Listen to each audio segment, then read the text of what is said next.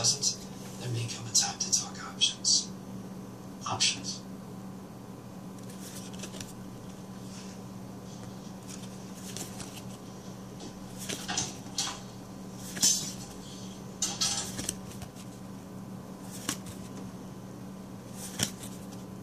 Convinced that Mr. Pinkman was involved in the manufacture and distribution of phenyl-2-methamphetamine, specifically Orcon, blue meth.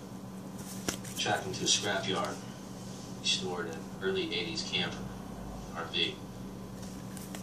While waiting for a warrant to search this vehicle, which I believe to be a rolling meth lab, I received a telephone call telling me my wife, Marie, had been injured in an accident.